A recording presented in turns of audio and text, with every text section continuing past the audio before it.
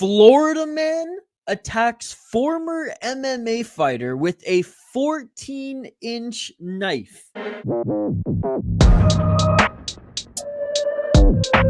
Now, the first knife that this attacker tried to use was a lot smaller. It was that of a pocket knife.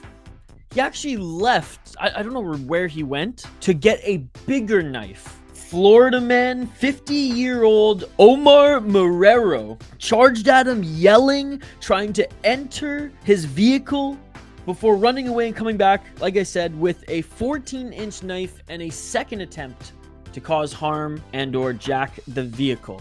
The former MMA fighter here is Javier Baez. He was a 5-2 pro MMA fighter. He was active between 2011 and 2018, and he has trained and currently trains at MMA Masters. So actually a good gym with a lot of good training partners. We'll dive into his profile before we end this segment as well. This man though, Omar Marrero, in the second altercation incident encounter here, where he tried to attack Baez, gets grappled and slammed to the ground, Pride FC style, before submitted shortly after as Javier Baez waited for the cops. Got him in a nice head and arm triangle choke, head and arm choke, I should say. Omar Marrero, like I said, charged at him, left, came back with a bigger knife, charged at him, yelling, tried to enter his car again. You'll see the second attempt here at approaching Baez in a little clip that we'll share in a moment. Even Terrence McKinney tweeted about this. In a article with a bloody elbow, Baez, when asked what was going through his mind when this man first approached him, he said, quite comically, I hope he doesn't break my window.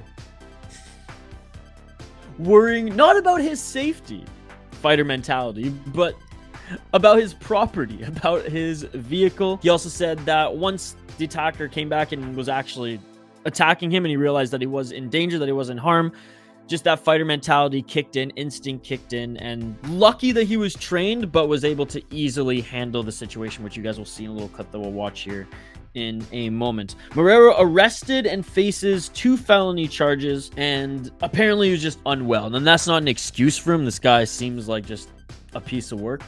Some might say a piece of shit.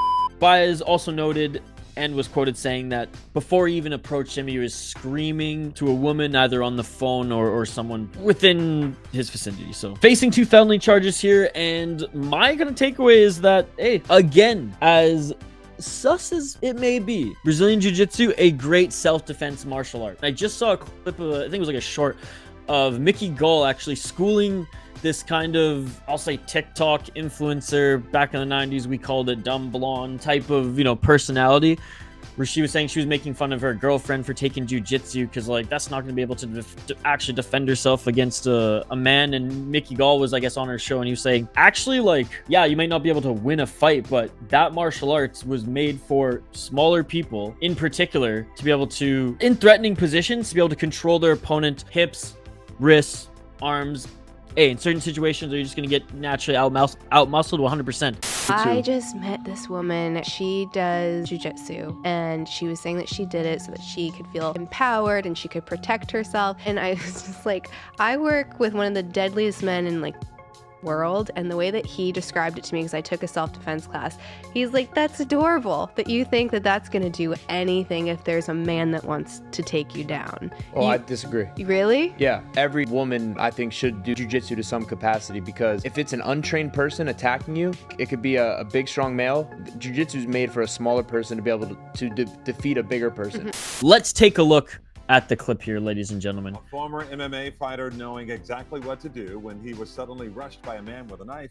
He reacted quickly and took down his attacker. And it was dude, crazy. This was all caught on camera, like in that one spot in the parking lot. All caught on camera.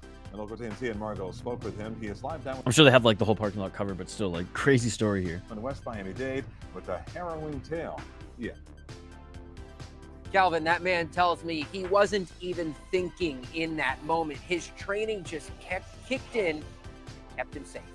A knife-wielding man in Cutler Bay picking a fight with the wrong guy. So that was the second attempt. The first attempt, he tried to enter his car and was just yelling at him. Left, came back with a bigger knife because he had a smaller knife before. Came back with the 14-incher. Once I started putting a choke in, he kind of just let it go because, you know, no one's worried about anything else but breathing when you're losing air. Javier Baez is the man you see doing the takedown, and little did his attacker know, he's a former professional MMA fighter. I've been training my whole life. Black belt jiu-jitsu, wrestled in college. I got 8 pro fights, MMA masters. I got great training partners. Baez says he was out late on Halloween night, getting back to his cup. Yeah, MMA masters, that's huge. Like, he's no slouch. Even though, like, he's not active in MMA anymore. He did have a decent record, 5-2-1. But yeah, good gym, good gym. Big complex around 4 a.m. the next morning. He says that's when he saw 50-year-old Omar Marrero holding a 14-inch knife and yelling in the parking lot. Apparently, Marrero began hitting Baez's car window with the knife, at one point even opening the door and attempting to cut him. I went outside, told him to leave, called the cops, and then it just escalated from there. He got aggressive, and you guys saw the rest. That's when Marrero grabbed a different large knife. This one. That's what's crazy. That's one of the craziest parts of the story for me. The slam is just the cherry on top, icing on the cake. Look, he's already in like position to go. Already got fighter mode kicked in. About a foot long, and then rushes at Baez, who quickly overpowers him, lifts him up, and slams him to the ground. You train so many times, it becomes just a reflex. I was able to hold him down with my knee and call the cops.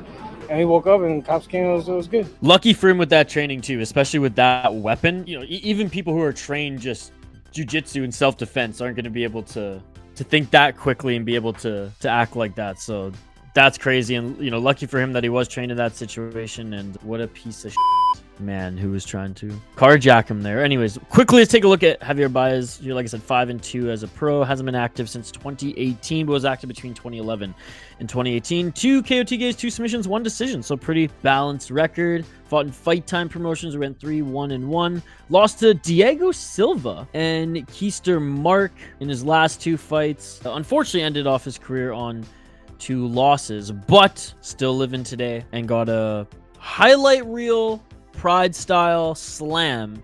Maybe not in the octagon, maybe not in the streets, but in the parking lot via CCT camera. And I'm glad that he is okay. What a crazy story. Let me know if you know any other crazy MMA related news stories that have come out in the month of November. Let me know if this one is crazier than that of the carjacking in Philadelphia. If you haven't checked out that video, check it out on this channel as well. Like and subscribe, and I will see you on the next one.